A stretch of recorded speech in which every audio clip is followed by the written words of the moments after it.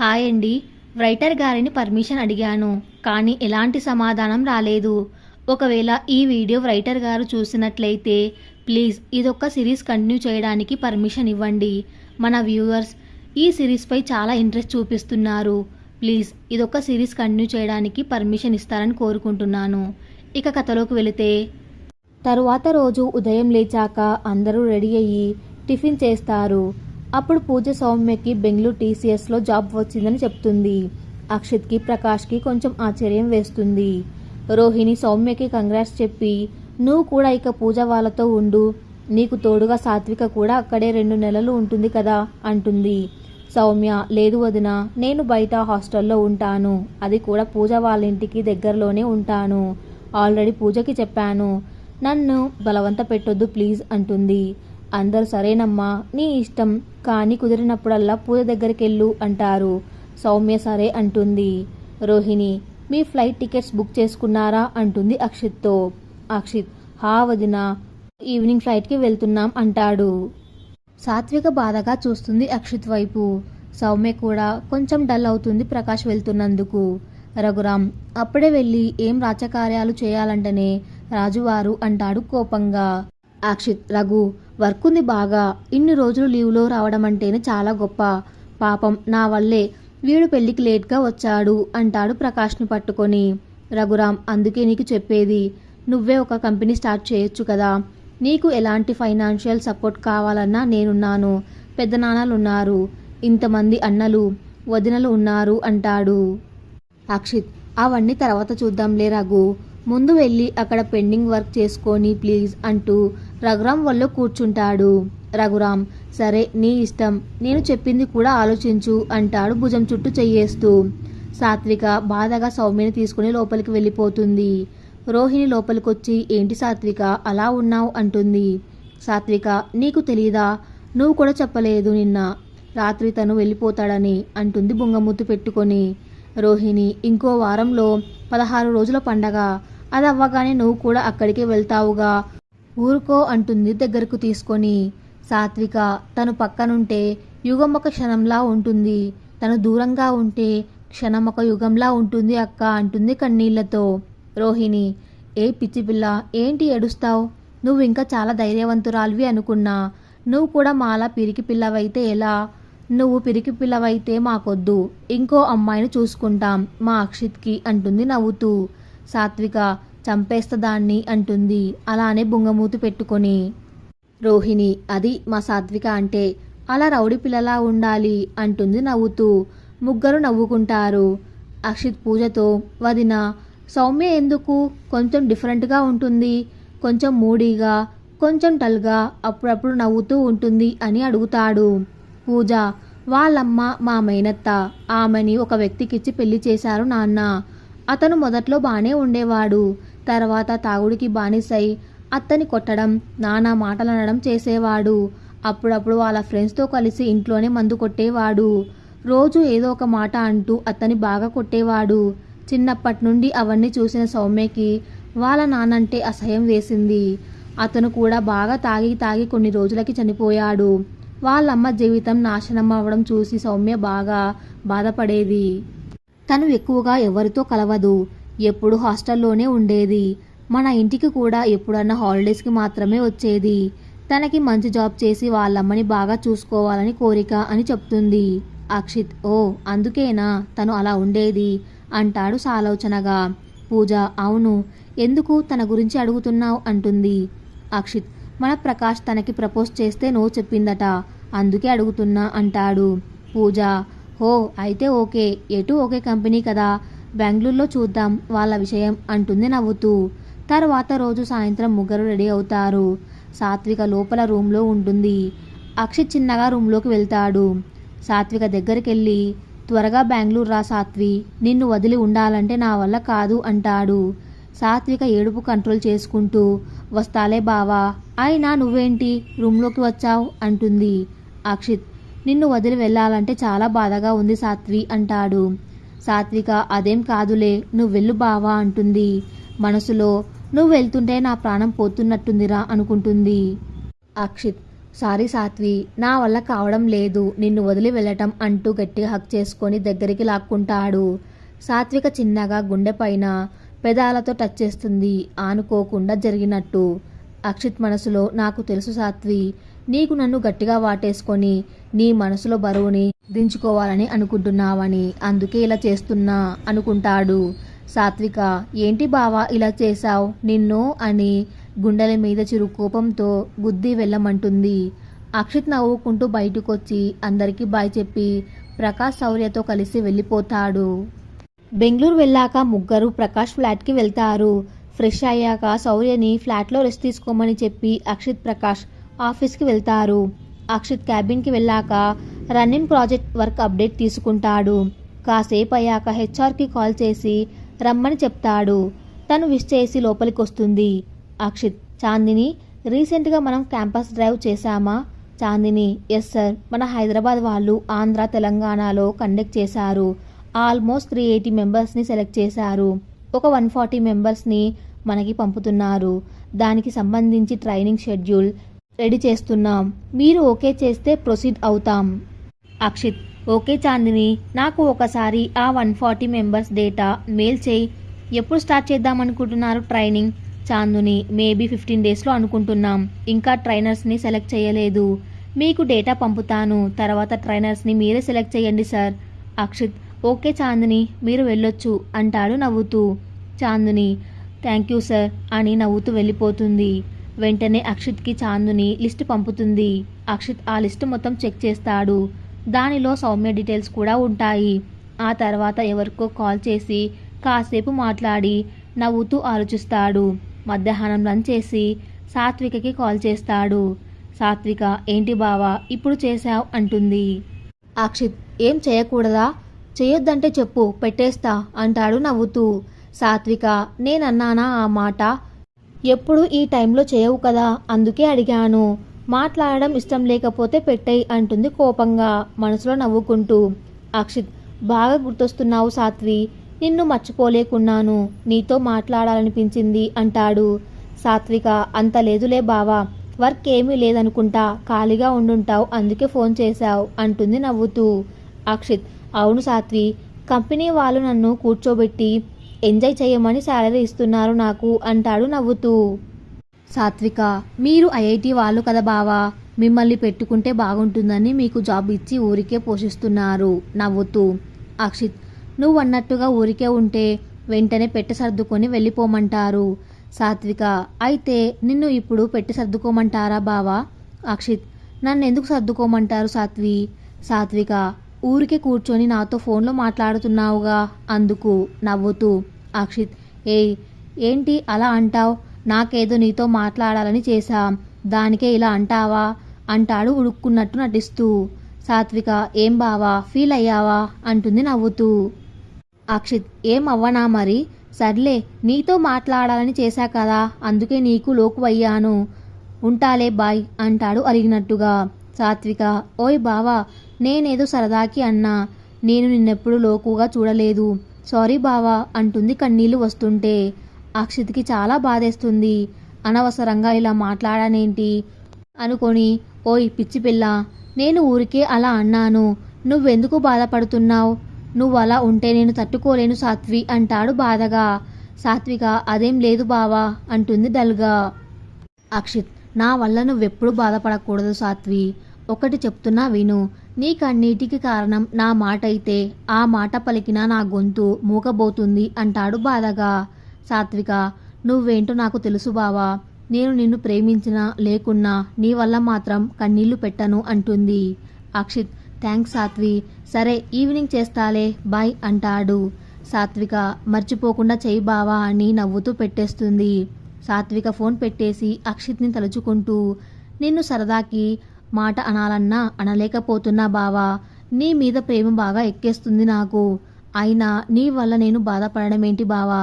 నువ్వు నన్ను ఏమన్నా నాకు ఇష్టమే, నీకు మాత్రమే ఆ హక్కు ఉంది ఒక భర్తగా, నీతో ఉంటే నాకు ప్రపంచంతో సంబంధం ఉండదు, ఇంకా వారం రోజులు నీ విరహతాపంతో నేను ఉండాలి అనుకుంటూ బెడ్ పైన అక్షిత్ని తలుచుకుంటూ పడుకుంటుంది.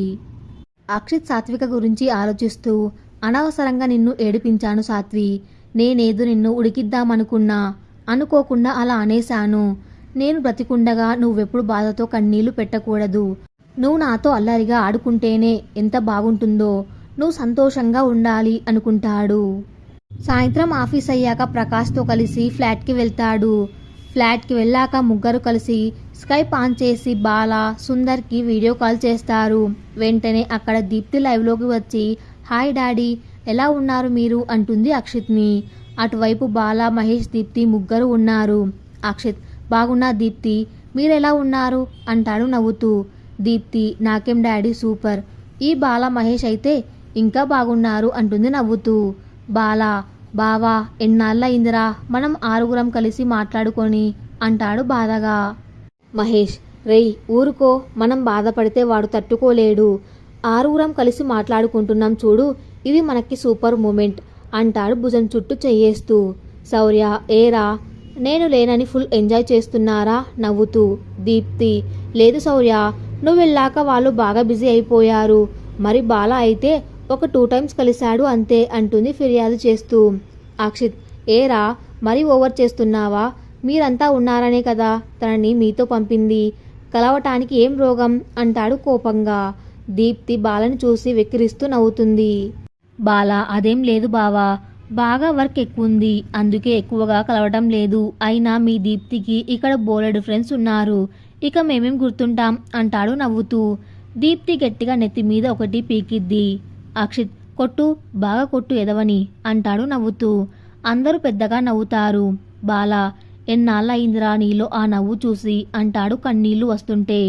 దీప్తి, మహేష్ బాలని గట్టిగా పట్టుకొని కన్నీళ్లు పెట్టుకొని, ఇంకెన్ని రోజులు, ఒక 6 months ఓపిక పడితే వెళ్ళిపోతాంగా వాడి దగ్గరికి, బాధపడకు అంటారు. అక్షిత్, ప్రకాష్, శౌర్య కళ్ళల్లో నీళ్లు వస్తాయి. శౌర్య, రేయ్ నేను ఇక అక్కడికి రావటం లేదు, కంపెనీకి మెయిల్ పెట్టేశాను, నా థింగ్స్ అన్నీ మీరు ప్యాక్ చేసుకురండి అంటాడు. ముగ్గురు కలిసి అవన్నీ మేము చూసుకుంటాంలే, మీరు ఎంజాయ్ చేయండి, మేము వచ్చి జాయిన్ అవుతాం అంటారు. దీప్తి, డాడీ సాత్విక నీకు ఓకే చెప్పిందా లేక ఇంకా ఆడుకుంటుందా అంటుంది నవ్వుతూ. అక్షిత్, ఇంకా లేదు దీప్తి, తను అలా నన్ను ఆడుకుంటుంటే చాలా బాగుంటుంది, ఆడుకోనివ్వు అంటాడు నవ్వుతూ. బాల, మీ లవ్ స్టోరీ సూపర్ బా అంటాడు నవ్వుతూ. అక్షిత్, సారీరా, నా కోసం మిమ్మల్ని బాగా ఇబ్బంది పెడుతున్నాను అంటాడు బాధగా. మహేష్, రేయ్ మేమేమీ ఐడెంటిటీ లేనోళ్ళం కాదు, నువ్వు చెప్పగానే చేయటానికి, నువ్వు చెప్పింది నచ్చింది కాబట్టే చేస్తున్నాం, నువ్వెప్పుడు అలా బాధపడకు అంటాడు. బాల, మేము నీ వల్ల బాధపడుతున్నామని అనుకోకు, నీతో కలిసి ప్రయాణం చేయడం మాకు ఇష్టం, ఎప్పటికీ మనమంతా ఒక్కటే అంటాడు. దీప్తి, డాడీ ఎవడో నా ఒంటి మీద చేయేస్తేనే వాడికి చావుని దగ్గరగా చూపించావు, అలాంటి నువ్వు మమ్మల్ని ఇబ్బంది పెడుతున్నావని ఎందుకు అనుకుంటున్నావు? గెలుపైనా ఓటమైనా నీతోనే మా ప్రయాణం అంటుంది నవ్వుతూ. అందరూ సరదాగా కాసేపు మాట్లాడుకుంటారు. ఆ రోజు అందరూ రెడీ అయ్యి టిఫిన్ చేస్తారు. సాత్విక చక్కగా చీర కట్టుకొని పూలు పెట్టుకొని సౌమ్యతో కలిసి గదిలో నుంచి బయటకు వచ్చి కిందికి వస్తుంది. రాజేశ్వరి సాత్వికని చూసి దగ్గరకొచ్చి, నీకు నా దిష్టి తలిగేట్టుంది, ఎంత చక్కగా ఉన్నావే, ఏ ఇంటికి వెళ్తావో కానీ ఆ ఇల్లు కలకలలాడుతూ ఉంటుంది.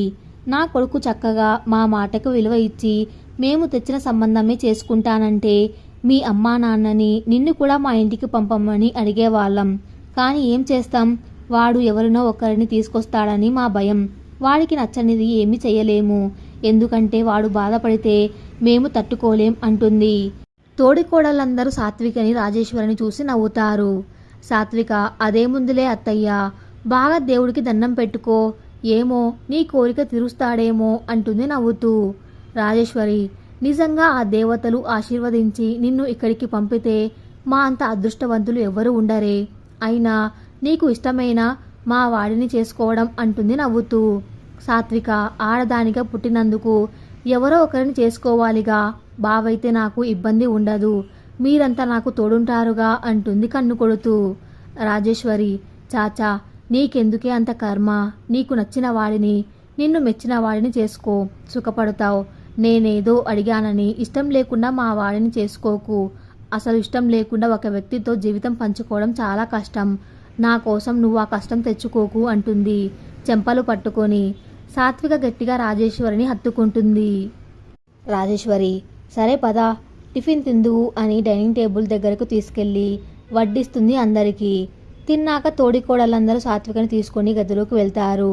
శోభ ఇంకేంటి సాత్విక, అత్తయ్య కూడా నిన్నే కావాలనుకుంటున్నారు, త్వరగా మా మరిదికి ఓకే చెప్పేసేయ్ అంటుంది చేయి పట్టుకొని.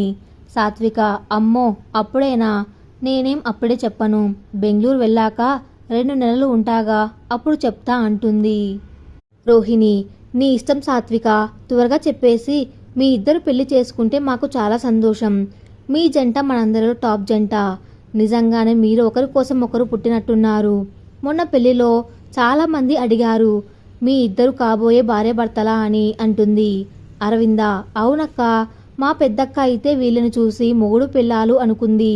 ఆ మాటే నాతో అని నీ చిన్న మరిదికి ఎప్పుడు పెళ్లి చేశారే అని అడిగింది నవ్వుతూ. సాత్విక ఏం మేము భార్యాభర్తలం కాదా అంటుంది బుంగమూతి పెట్టుకొని.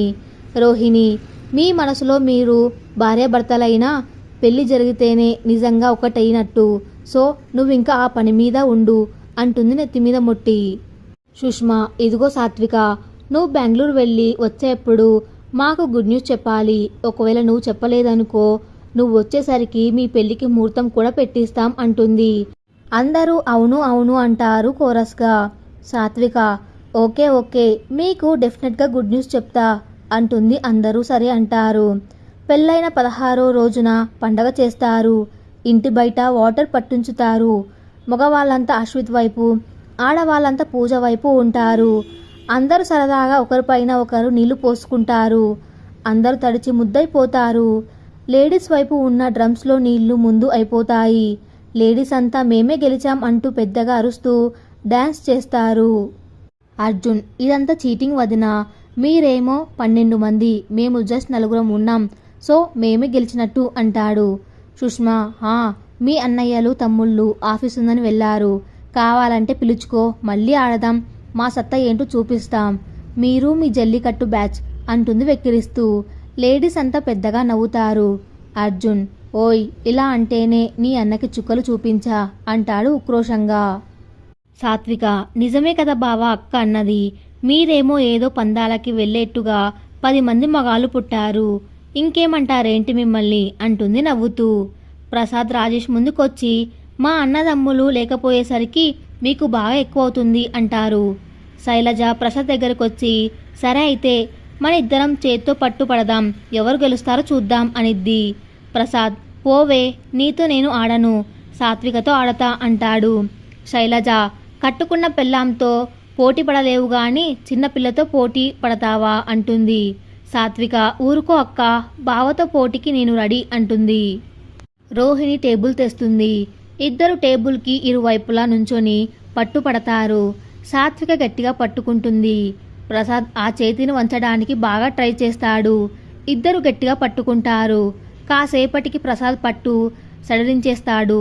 సాత్విక వెంటనే ప్రసాద్ చేతిని కిందికి పడేస్తుంది. శైలజ ప్రసాద్ ముందుకొచ్చి డాన్స్ చేస్తుంది. చిన్న పిల్ల నిన్ను ఓడించింది అంటూ. ప్రసాద్ ఏం తింటావు తల్లి, అంత గట్టిగా పట్టుపట్టావు అంటాడు చెయ్యొత్తుకుంటూ. సాత్విక నేను చిన్నపిల్లనైనా నా కండలు స్ట్రాంగ్ బావా అంటుంది నవ్వుతూ. కాసేపు అయ్యాక అందరూ వెళ్ళి స్నానాలు చేసి ఫ్రెష్ అవుతారు. తర్వాత రోజు దాదాపు అందరూ వెళ్ళిపోతారు. రోహిణి అరవింద మాత్రమే ఉంటారు. అందరు వెళ్ళేప్పుడు సాత్వికకి అక్షిత్ విషయంలో లేట్ చేయొద్దని చెప్పి వెళ్తారు. అదొక గెస్ట్ హౌస్, చుట్టూ పొలాలు ఉంటాయి. ఒక వ్యక్తి అమ్మాయిని నోట్లో గుడ్డలు కుక్కి తీసుకొని వస్తాడు. అక్షిత్ వాడి వెనకే పరిగెత్తుకుంటూ వస్తాడు. ఆ వ్యక్తి ఆ అమ్మాయిని గట్టిగా మీద చుట్టు పట్టుకొని తన వైపు తిప్పుకొని ఉంటాడు. ఎదురుగా అక్షిత్ ఉంటాడు. అక్షిత్ ప్లీజ్ ఆ అమ్మాయిని ఏం చేయకు, ఆ వ్యక్తి దీన్ని చంపడం నాకు సరదా, దీన్ని నీ ముందే చంపుతా అంటూ క్రూరంగా నవ్వుతాడు. అక్షిత్ రే ఆ అమ్మాయిని వదిలేయ్, లేకపోతే తర్వాత నువ్వు చాలా బాధపడతావు అంటాడు కోపంగా. ఆ వ్యక్తి ఏంట్రా నన్నే భయపెడుతున్నావా, దీన్ని నేను చంపాలి, ఆ తర్వాత నువ్వు నన్ను ఏమైనా చేసుకో అంటాడు నవ్వుతూ. అక్షిత్ రే పాపం రా, ఒక ఆడపిల్లని అలా చేయకూడదు అంటాడు బ్రతిమాలుతూ. ఆ వ్యక్తి నాకు ఆడపిల్లని అలా చేస్తేనే మహాసరదా, అందుకే దీన్ని చంపేస్తా, తర్వాత మనం మాట్లాడుకుందాం అంటాడు. ఆ అమ్మాయిని గట్టిగా పట్టుకొని ఆ అమ్మాయి బాధతో విలవిలలాడిపోతుంది. అక్షిత్ నువ్వు బాధపడకు, నిన్ను నేను కాపాడతాను ఈ రాక్షసుల నుంచి అంటాడు ఆ అమ్మాయితో. ఆ వ్యక్తి, నీ ఆశకు కూడా హద్దుండాలి. ఎలా కాపాడతావు దీన్ని నా నుంచి అంటాడు క్రూరంగా చూస్తూ. అక్షిత్, నేను ఉండగా నువ్వు ఆ అమ్మాయిని ఏం చేయలేవు అంటాడు కోపంతో పిడికిలి బిగిస్తూ. ఆ వ్యక్తి, నువ్విక్కడ ఉంటే దీన్ని నీ ముందు చంపుతా, అది నువ్వు చూసి తట్టుకోలేవు, కావాలంటే బయటికెళ్ళు, దీన్ని చంపి నా కోరిక తీర్చుకొని నిన్ను పిలుస్తా, అప్పుడు నన్ను చంపుదువు గాని అంటాడు కన్నెర్ర చేస్తూ. అక్షిత్ కోపంతో ముందుకు వస్తాడు. వాడు గట్టిగా ఆ అమ్మాయిని పట్టుకొని వెనక్కి జరుగుతాడు. ఆ అమ్మాయి ఏడుస్తూ ఉంటుంది. అక్షిత్ ఆవేశంతో వాడిని నెడతాడు. వాడు ఆ అమ్మాయి చెయ్యి అలానే పట్టుకొని వెనక్కి పడి పైకి లేచి కోపంతో ఆ అమ్మాయి కడుపులో పొడిచి నోట్లో గుడ్డ తీసేస్తాడు. ఆ అమ్మాయి బావా అంటుంది. అక్షిత్ ఆ అమ్మాయి ముఖం చూసి సాత్విక అని పెద్దగా అరుస్తూ చేత్తో నీళ్ళని గుద్దుతాడు. వెంటనే చెయ్యి నొప్పి పుట్టి అని చుట్టూ చూస్తాడు. చుట్టూ ఏమీ ఉండదు, అంతా నార్మల్గానే ఉంటుంది. తను బెడ్ పైన పడుకుంటాడు. చెయ్యి మంచం చెక్కకి గట్టిగా తగలడం వల్ల నొప్పేస్తుంది. జరిగిందంతా ఒక కల అని అర్థమవుతుంది. టైం చూస్తాడు, 4:30 అవుతుంది. తల గట్టిగా విదిలించుకొని వెళ్ళి వాటర్ తాగి వెంటనే సాత్వికకి ఫోన్ చేస్తాడు అదుర్దగా. మంచి నిద్రలో ఉన్న సాత్విక ఫోన్ రింగ్ టోన్కి నిద్రలేచి ఏంటి బావా ఇప్పుడు చేశాడు అనుకుంటూ ఏంటి బావా ఇప్పుడు చేశావు అంటుంది. అక్షిత్ సాత్విక వాయిస్ వినగానే రిలాక్స్ అవుతూ ఏం లేదు సాత్వి, నీతో మాట్లాడాలనిపించింది అంటాడు లేని నవ్వు తెచ్చుకుంటూ. సాత్విక, ఎప్పుడు మధ్యాహ్నం చెయ్యని వాడివి మధ్యాహ్నం చేశావంటే అర్థముంది, కానీ ఎవ్వరు ఎప్పుడు కూడా ఫోన్ చేయని టైం ఇది, అలాంటిది ఈ టైంలో చేశావంటే ఏదో జరిగింది, నిజం చెప్పు బావా అంటుంది. అక్షిత్, ఏం లేదు మా, ఏదో పీడకల వచ్చింది, భయం వేసి కాల్ చేశా, ఇక పడుకోలే అంటాడు. సాత్విక, ఎప్పుడు సాత్వి సాత్వి అని పిలిచేవాడు మొదటిసారి మా అన్నాడు అనుకొని ఏం పీడకల బావా, నా గురించేనా అంటుంది. అక్షిత్, అదేం లేదులే సాత్వి, ఏదో అలా వచ్చింది, భయం వేసి కాల్ చేశా, నేను పడుకుంటాను నిద్రొస్తుంది అని కట్ చేస్తాడు. సాత్విక, నాకు ఏమైనా అయిందేమోనని నీకు కల వచ్చినట్టుంది బావా, అందుకే నువ్వు ఫోన్ చేశావు, నేను అర్థం చేసుకోగలను అనుకొని వెళ్ళి స్నానం చేసి పూజ గదికి వెళ్తుంది. పూజ చేసి దేవుళ్ళందరికీ మొక్కుకొని నాకు ఏమన్నా అవుతుందని భయం నాకు లేదు, కానీ నాకు నిజంగా చావుని మీరు ఇద్దామనుకుంటే ఆ చావుని నాకు సుమంగలిగా ఉన్నప్పుడు ఇవ్వండి, నేనంటూ చనిపోతే నా ఇష్టసకుడికి భార్యగానే ఒక సుమంగలిగా తన ఒడిలో చనిపోయేట్టు ఆశీర్వదించండి అని దండం పెట్టుకొని తన గదిలోకి వెళ్ళిపోతుంది. దూరంగా గుడిలో పుట్టినవాడు గిట్టక తప్పదు, గిట్టినవాడు పుట్టక తప్పదు అని గీత బోధన వినిపిస్తుంది. హాయ్ అండి, పార్ట్ 20. ఆ రోజు ఆఫీస్కి వెళ్ళినా కూడా అక్షిత్ అదే కల గురించి ఆలోచిస్తాడు. సాత్వికకు కూడా ఫోన్ చేయడు. సాత్విక కూడా అక్షిత్ ఫోన్ కోసం ఎదురు చూస్తుంది. తరువాత ప్రకాష్కి ఫోన్ చేసి అక్షిత్ ఫోన్ చేయలేదు, ఏం చేస్తున్నాడని అడుగుతుంది. ప్రకాష్ అక్షిత్ దగ్గరకు వచ్చి అక్షిత్ డల్గా ఉండడం చూసి ఏమైంది బావా అలా ఉన్నావు, సాత్విక ఫోన్ చేసింది నీకోసం అంటాడు. అక్షిత్ తనకొచ్చిన కల గురించి చెప్తాడు. ప్రకాష్ నవ్వుతూ కల గురించి కూడా పట్టించుకుంటారా బావా, ఇలాంటి పీడకలలు వస్తుంటాయి, అవన్నీ పట్టించుకుంటే ఎలాగురా, నువ్వేం పట్టించుకోకుండా వర్క్ చేసుకో అంటాడు భుజం చుట్టూ చెయ్యేసి. అక్షిత్ కూడా సరే బావా అని ప్రకాష్ వెళ్ళాక సాత్వికకి ఫోన్ చేస్తాడు. సాత్విక, ఏంటి బావా మార్నింగ్ ఫోన్ చేయలేదు అంటుంది. అక్షిత్, ఏమీ లేదు సాత్వి, కొంచెం బిజీ అందుకే చేయలేదు. సాత్విక, ఎంత బిజీగా ఉన్నా నువ్వు నాతో మాట్లాడకుండా ఉండవు, అలాంటిది ఇప్పుడెందుకు చేయలేదో నేను అర్థం చేసుకోగలను, నువ్వింకా ఆ పీడకల గురించే ఆలోచిస్తున్నావా అంటుంది. అక్షిత్, సారీ సాత్వి, ఎందుకో ఎర్లీ మార్నింగ్ అలా పీడకల వచ్చేసరికి భయమేసింది అంటాడు బాధగా. సాత్విక, మనకొచ్చే కలలు మొత్తం నిజాలైతే ఇంకా ఈ భూమి మీద ప్రతి ఒక్కరూ తమ కాళ్ళ మీద కాకుండా కలల మీద ఆధారపడి బ్రతుకుతారు అంటుంది నవ్వుతూ. అక్షిత్ కూడా నవ్వుతాడు. సాత్విక, హమ్మయ్య నవ్వావా, నువ్వెప్పుడూ నవ్వుతూ ఉండాలి బావా, నువ్వు డల్గా ఉన్నావనుకో ఎవరికి నచ్చదు అంటుంది. అక్షిత్, అది సర్లే, త్వరగా రా సాత్వి, పిచ్చెక్కుతోంది నాకు నువ్వు గుర్తొస్తుంటే అంటాడు తమకంగా. సాత్విక, మళ్ళీ మొదలు పెట్టావా, పో బావా అంటుంది. అక్షిత్, నిజం సాత్వి, బాగా గుర్తొస్తున్నావు అంటాడు. సాత్విక వస్తున్నాంలే, ఇంకా 3 days నేను అక్క బావ వస్తున్నాం అంటుంది. అక్షిత్ సరే సాత్వి, నేను ఈవినింగ్ చేస్తాలే బాయ్ అని పెట్టేస్తాడు. సాయంత్రం ఆఫీసు నుంచి వెళ్ళాక అక్షిత్, శౌర్య, ప్రకాష్ ముగ్గురు కలిసి డిన్నర్ చేయటానికి హోటల్కి వెళ్తారు. ముగ్గురు ఫుడ్ ఆర్డర్ ఇస్తారు. అంతలో అక్కడికి మేఘన, కార్తికేయ, వికాస్ వస్తారు. కార్తికేయ అక్షిత్ని చూసి విష్ చేస్తాడు. మేఘన కూడా వచ్చి అక్షిత్తో మాట్లాడుతుంది. శౌర్య మేఘనని చూసి మైమరిచిపోతాడు. అది గమనించిన ప్రకాష్, మరీ అలా చూడకు, ఆ పిల్లని అక్షిత్ రిజెక్ట్ చేశాడు అంటాడు చెవిలో చిన్నగా. శౌర్య అయితే దాంట్లో తప్పేముంది, ఆ అమ్మాయికి అక్షిత్ నచ్చాడు, కానీ అక్షిత్ సాత్వికని తప్ప వేరే ఎవరిని చేసుకోడు, కాబట్టి ఈ అమ్మాయికి నో చెప్పాడు. అక్షిత్ నో చెప్పాడని ఈ అమ్మాయి జీవితాంతం పెళ్లి చేసుకోకుండా ఉండదు కదా, సో నేను ఫిక్స్ అయ్యాను, ఈ అమ్మాయి ఒప్పుకుంటే నేను పెళ్లి చేసుకుంటా, ఇది ఫిక్స్ అంటాడు నవ్వుతూ చిన్నగా. అక్షిత్ మేఘనని, కార్తికేయని శౌర్యకి ఇంట్రొడ్యూస్ చేస్తాడు. మేఘన వికాస్ని అందరికీ పరిచయం చేస్తుంది. అందరం కలిసి డిన్నర్ చేద్దామని చెప్తాడు. వికాస్ శౌర్యని చూసి మేఘనతో, ఈ అబ్బాయి కూడా చాలా బాగున్నాడు మేఘ, నువ్వు కొంచెం ఆలోచించు అంటాడు చెవిలో. మేఘన కోపంగా వికాస్ వైపు చూసి, నోర్మొయ్ బావా అని కసురుకుంటుంది. అక్షిత్ ఏంటి కార్తికేయ గారు, ఎలా ఉంది మీ బిజినెస్? కార్తికేయ ప్లీజ్ అక్షిత్, నన్ను గారు అని పిలవద్దు, కాల్ మీ జస్ట్ కార్తికేయ. మా బిజినెస్ చాలా బాగుంది. రీసెంట్గా ఒక గవర్నమెంట్ హౌస్ ప్రాజెక్ట్ వచ్చింది, చాలా మంచి ప్రాజెక్ట్ అంటాడు నవ్వుతూ. అక్షిత్ వావ్ కంగ్రాట్స్ అని అంటాడు నవ్వుతూ. ముగ్గురు థ్యాంక్స్ అని నవ్వుతారు. కార్తికేయ మీ ఫ్రెండ్స్ కూడా నీలానే సాఫ్ట్వేర్ జాబ్ చేస్తున్నారా అంటాడు. అక్షిత్ హా, ప్రకాష్ నాతోనే చేస్తున్నాడు, టెక్నికల్ హెడ్. శౌర్య యూఎస్లో జాబ్ చేసి వచ్చాడు, హైలీ టాలెంటెడ్. మేము ముగ్గురం ఐఐటి బొంబాయిలో ఒకే రూమ్ అంటాడు నవ్వుతూ. వికాస్ వావ్, ఐఐటి నుండి వచ్చి మీరు చాలా సింపుల్గా ఉన్నారు అంటాడు. అక్షిత్ ఐఐటి నుండి వస్తే మేమేమన్నా దేవుళ్ళమా ఏంటి, మాకు ఇలా ఉండటమే ఇష్టం, మా గ్యాంగ్ మొత్తం ఇలానే ఉంటాం అంటాడు నవ్వుతూ. శౌర్య మాత్రం మేఘనని చూస్తుంటాడు. మేఘన శౌర్యని చూసి చూడనట్టుగా ఉంటుంది. కార్తికేయ మళ్ళీ ఎప్పుడు యూఎస్ వెళ్తారు శౌర్య అంటాడు.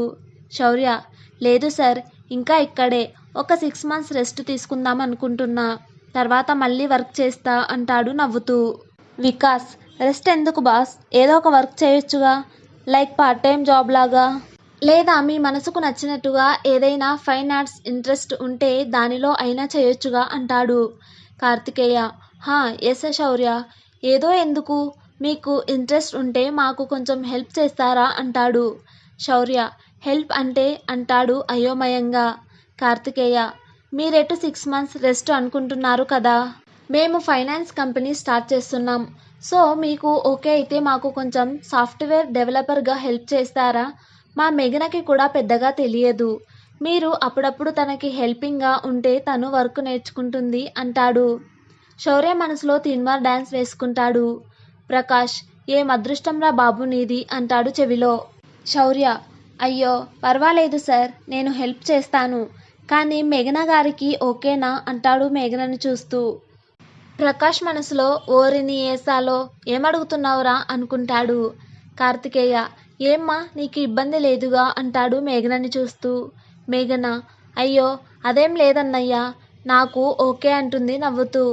ప్రకాష్ ఇంకేంటిరా, రేపటి నుంచి నువ్వు వస్తావన్నమాట మా ఆఫీస్కి, అయితే మేము జాగ్రత్తగా డెవలప్ చేసి ఇవ్వాలి మీకు ప్రాజెక్ట్ అంటాడు నవ్వుతూ.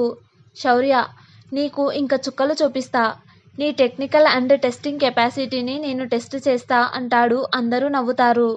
కార్తికేయ శౌర్య నెంబర్ తీసుకుంటాడు. శౌర్యకి తన కార్డ్ ఇచ్చి ఎప్పుడు వీలైతే అప్పుడు రమ్మంటాడు.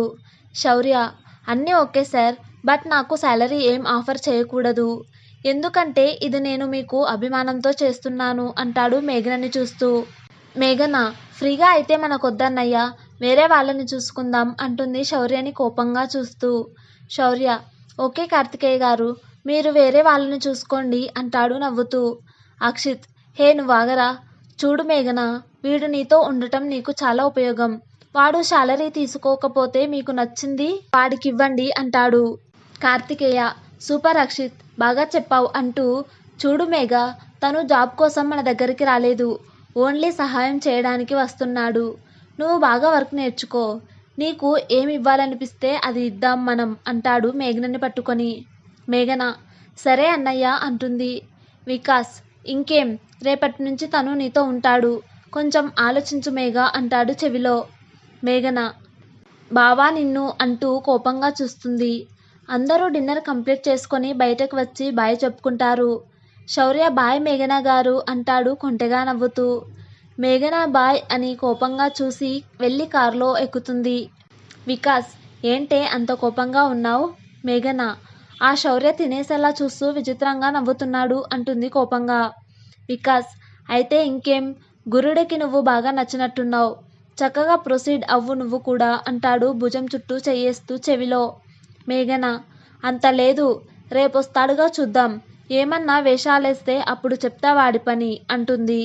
కారెక్కాక ప్రకాష్ చూసావుగా ఆ అమ్మాయి కోపం, తను అవసరమా నీకు అంటాడు శౌర్యతో. అక్షిత్ అర్థం కానట్టు చూస్తాడు ఇద్దరి వైపు. ప్రకాష్ ఓ నీకు చెప్పలేదు కదూ, మనోడు మేఘనకి పడిపోయాడు. మీ విషయం కూడా చెప్పా.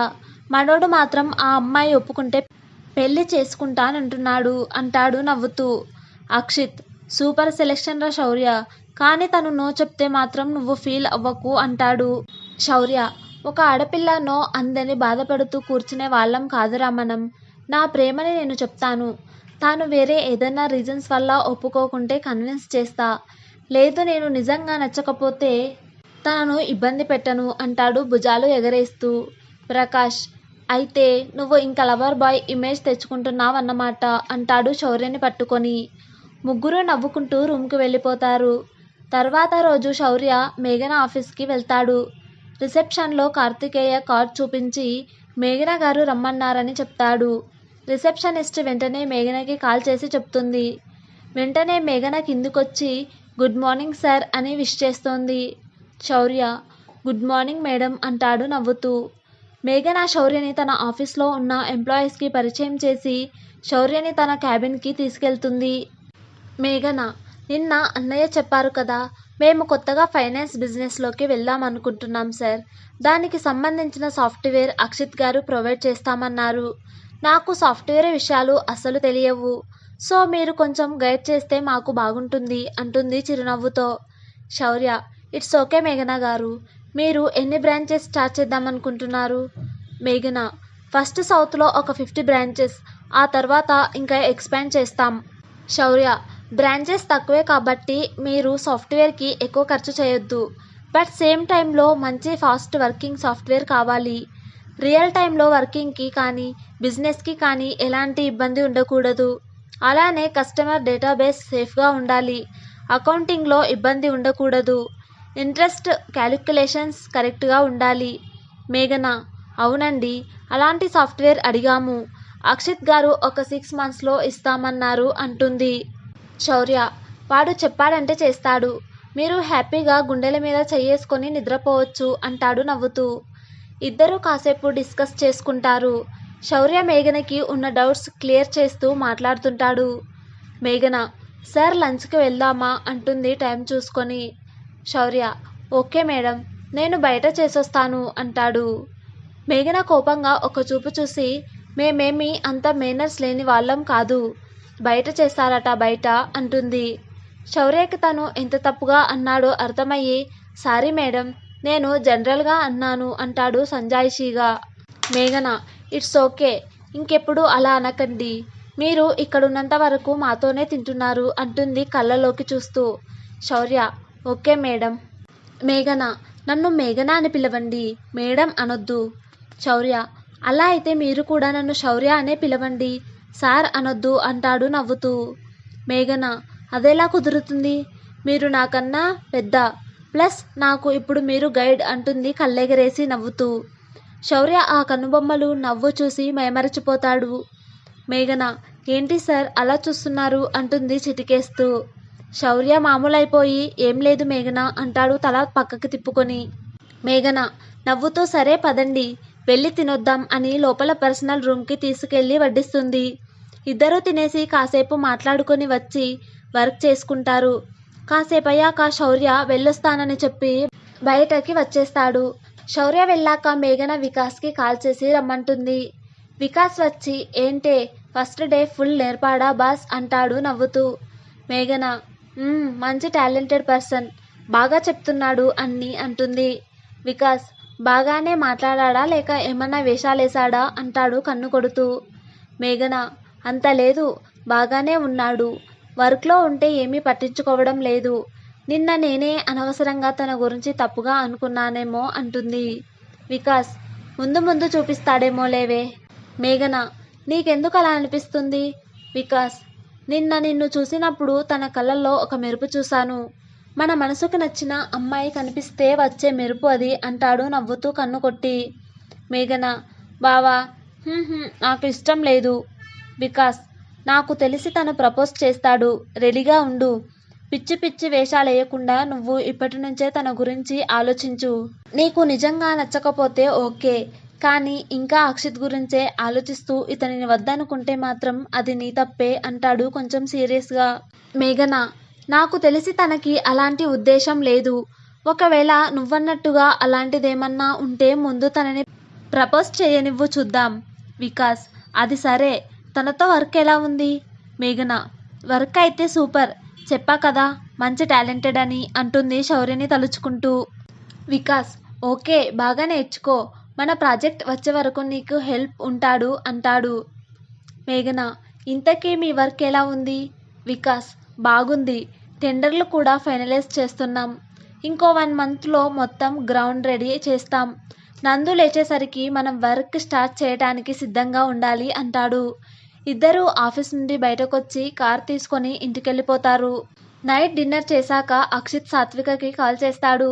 సాత్విక బావా ఏం చేస్తున్నావు? డిన్నర్ అయిందా? అక్షిత్ తిన్నా సాత్వి, మీరు తిన్నారా?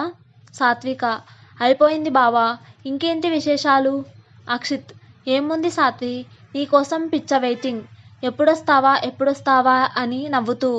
సాత్విక రేపు నైట్ బయలుదేరుతున్నాం బావా, ఒక 2 months అక్కడే ఉంటాగా నీతోనే. నవ్వుతూ మనసులో నీకన్నా నాకు పిచ్చిగా ఉంది బావా, నిన్ను చూసుకోవాలని, త్వరగా నిన్ను చేరుకోవాలనుంది అనుకుంటుంది.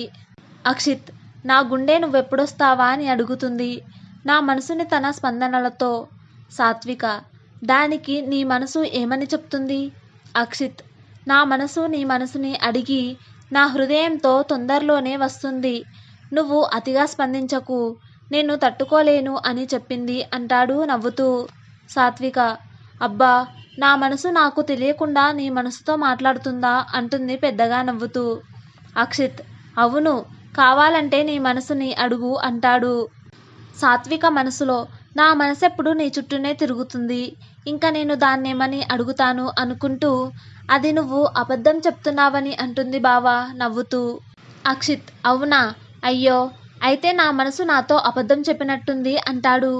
సాత్విక నీ మనసు కొంటె మనసు, అన్ని అబద్ధాలు చెబుతుంది నవ్వుతూ.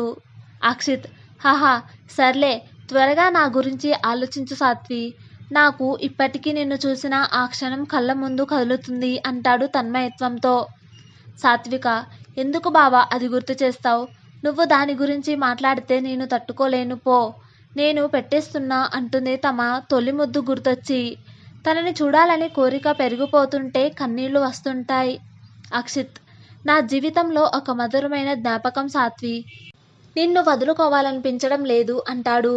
సాత్విక ఓకే బావా, నాకు నిద్రొస్తుంది అని కాల్ కట్ చేసి బెడ్ మీద పడుకొని దిండుని గట్టిగా హత్తుకొని, బావా నిన్ను త్వరగా కలిసి హత్తుకొని తనివి తీరా ఎడవాలనిపిస్తుందిరా, అనుక్షణం నువ్వు గుర్తొస్తున్నావు, ఇంకా నా వల్ల కాదు, అక్కడికి వచ్చాక మంచి ముహూర్తం చూసి నిన్ను అందుకుంటా, జన్మలో నిన్ను వదిలిపెట్టను, నీ పెదవుల తీయదనాన్ని ప్రతిక్షణం అనుభవించాలనుంది బావా, నీ చేత తాళి కట్టించుకొని ఒక్క క్షణం నీ భార్యగా ఉంటే చాలు, ఆ తర్వాత నా ప్రాణం పోయినా పర్వాలేదు, నా 22 సంవత్సరాల జీవితం కన్నా నీ భార్యగా ఉండే ఒక్క క్షణం నాకు చాలా ఇష్టం.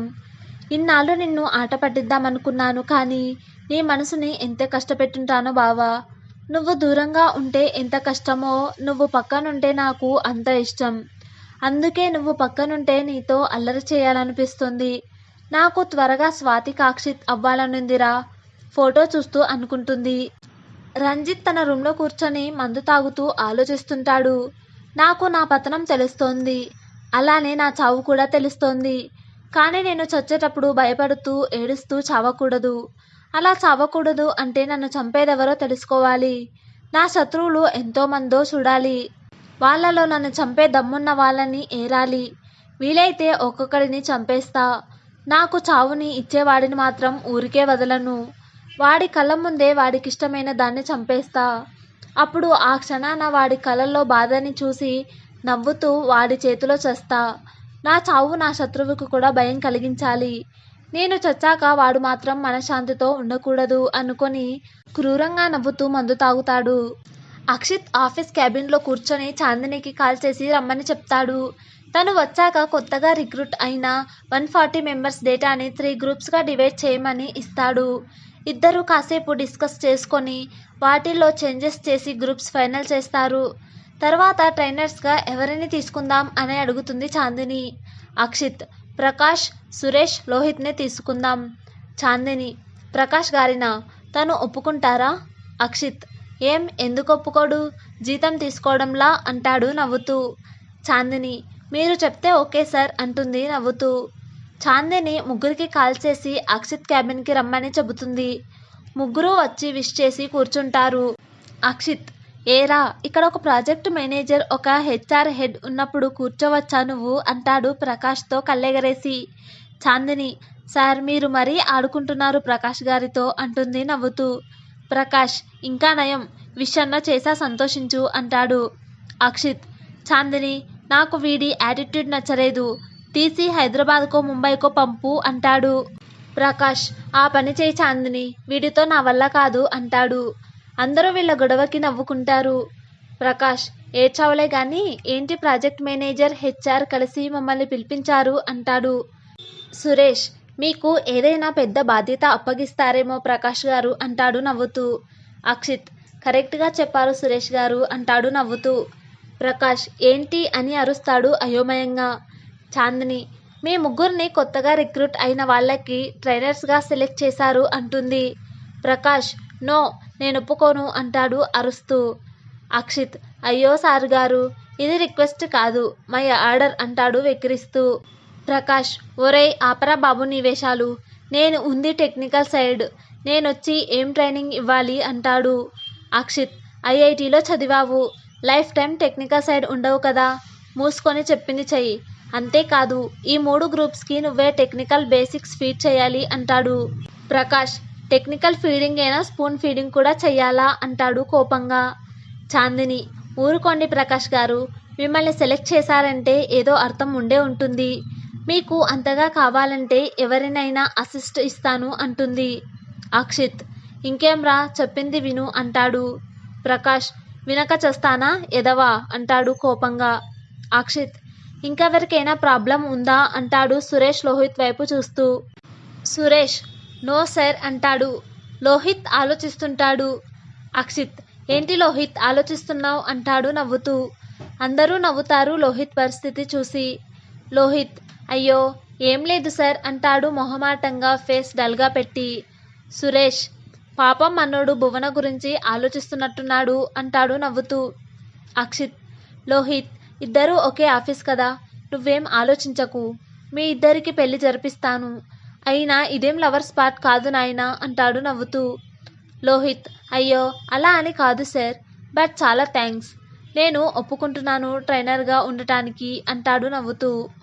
అక్షిత్, చాందిని, వీళ్ళకి ప్రోగ్రామ్స్ డీటెయిల్స్ మెయిల్ పంపు.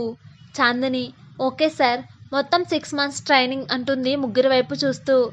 అక్షిత్, గాయస్ మీరు ఏం చేస్తారో నాకు తెలీదు, అందరూ బాగా ట్రైన్ చేయాలి. ఈ 6 monthsలో ఎవరికి రియల్ టైం ప్రాజెక్ట్లో ఇన్వాల్వ్ చేయొద్దు, అందరూ బాగా పర్ఫామ్ చేయాలి. ఎవరైనా సరిగ్గా ట్రైన్ అవ్వకపోతే 6 months తర్వాత ఇంటికి పంపేసేయండి, మనకి కావాల్సింది స్క్రాప్ కాదు అంటాడు. అందరూ బిత్తరపోయి చూస్తారు. ప్రకాష్, అందరూ నీలా ఫాస్ట్ లెర్నర్స్ ఉండరు, కొంతమంది కొంచెం స్లోగా ఉంటారు, అయినా ఇప్పుడే ఎడ్యుకేషన్ కంప్లీట్ చేసుకొని వచ్చే వాళ్ళ దగ్గర నుంచి నువ్వు హై స్టాండర్డ్స్ ఎక్స్పెక్ట్ చేయొద్దు. వాళ్ళు ఎంతోమందితో పోటీ పడి ఈ జాబ్ తెచ్చుకున్నారు, నువ్వు వెంటనే ఊస్టింగ్ అంటే వాళ్ళకి చాలా కష్టం. ముందు నువ్వు చెప్పినట్టు 6 మంత్స్ ట్రైన్ చేసి గ్రూమ్ చేద్దాం. మ్యాక్సిమం అందరూ బాగానే చేస్తారు. ఎవరో 1% కొంచెం స్లో లెర్నర్స్ ఉంటే వాళ్ళని రియల్ టైం ప్రాజెక్ట్లో ఎవరో ఒకరు కింద అసిస్ట్గా వేద్దాం. అప్పటికీ కూడా వాళ్ళు ఇంప్రూవ్ అవ్వకపోతే అప్పుడు నువ్వన్నట్టుగా ఇంటికి పంపేద్దాం అంటాడు. అందరూ ప్రకాష్ చెప్పిందే కరెక్ట్ అంటారు. అక్షిత్ సరే బావా, నువ్వు చెప్పినట్టే చేద్దాం. చాందిని సరే సార్, మరి ప్రకాష్ గారికి అసిస్ట్గా ఎవరిని వేద్దాం? అక్షిత్ టీమ్ లీడర్స్ వద్దు, ఆల్రెడీ 2 టీమ్ లీడర్స్ని తీసుకున్నాం. మంచి టీం మెంబర్స్ని సెలెక్ట్ చేయండి అంటాడు. సురేష్ కళ్యాణ్ బాగా పర్ఫామ్ చేస్తున్నాడు, తనని ఇద్దాం ప్రకాష్ గారికి అంటాడు. అక్షిత్ నో, తనని టీం లీడ్ చేస్తున్నాను. మళ్ళీ ట్రైనర్గా అంటే కష్టం. ఒకేసారి ఇన్ని రెస్పాన్సిబిలిటీస్ హ్యాండిల్ చేయడం తనకి కుదరకపోవచ్చు. చాందిని రోజీని ఇద్దాం sir. Akshith yes, good idea. మంచి నాలెడ్జ్ ఉన్న అమ్మాయి, తనైతే బాగుంటుంది అంటాడు. ప్రకాష్ కూడా ఓకే అంటాడు. అక్షిత్ ప్రకాష్ని ఉండమని చెప్పి అందరినీ పంపేస్తాడు. ప్రకాష్ ఏంట్రా ఇలా ఇరికించావు? అక్షిత్ నీకోసమే బావా అంటాడు కన్ను కొట్టి. ప్రకాష్ అదేంటి బావా, నా కోసమా? అయోమయంగా ఫేస్ పెట్టి. అక్షిత్ రోజీ ఆ పిల్ల చాలా బాగుంటుందిరా, అందుకే నేను చాందిని ప్లాన్ చేసి నీకు అసిస్ట్గా ఆ పిల్లని వేశాం అంటాడు నవ్వుతూ. ప్రకాష్ ఒరే బావా, ఏం మాట్లాడుతున్నావో నీకు తెలుస్తుందా అంటాడు కోపంగా అరుస్తూ. అక్షిత్ రే, నీ మంచి కోసమే చేస్తున్నా. నిజం చెప్పు, నువ్వింకా ఆ సౌమ్యని ఇష్టపడుతున్నావా? ప్రకాష్ అలా అని కాదు బావా, నాకు రోజీ పైన అలాంటి ఫీలింగ్స్ లేవు. నేను తనను అసలు అలాంటి ఉద్దేశం లేదు. అక్షిత్ ఇప్పుడు చూడు ఆ ఉద్దేశంతో, తను నీకు పర్ఫెక్ట్ పెయిర్. ప్రకాష్ సరే బావా, ఆలోచిస్తా. నాకైతే తన మీద ఎలాంటి ఒపీనియన్ లేదు. నువ్వు కూడా ఆ అమ్మాయితో ఏమీ అనకు, బాగోదు అంటాడు. అక్షిత్ సర్లే, ఇంకో విషయం, సౌమ్యని సురేష్ గారి బ్యాచ్లో వేస్తున్నాను అంటాడు ప్రకాష్ కళ్ళలోకి చూస్తూ. ప్రకాష్ సర్లే, ఇంతకీ అశ్విత్, పూజ, సాత్విక ఎప్పుడొస్తున్నారు? టాపిక్ డైవర్ట్ చేస్తూ. అక్షిత్ ఈరోజు నైట్ ఫ్లైట్కి వస్తున్నారు. ప్రకాష్ సరే అయితే ఈవినింగ్ నేను వస్తా ఎయిర్పోర్ట్కి. అక్షిత్ ఓకేరా, వెళ్దాం. ముందు వెళ్ళి రోజీతో మాట్లాడు. ప్రకాష్ ఓకే బావా, వెళ్ళి ఒకసారి రోజీతో మాట్లాడతా అని వెళ్ళిపోతాడు. అక్షిత్ ప్రకాష్ వైపు చూసి నవ్వుకుంటూ రోజీ జాగ్రత్త అనుకుంటాడు. Thanks for listening.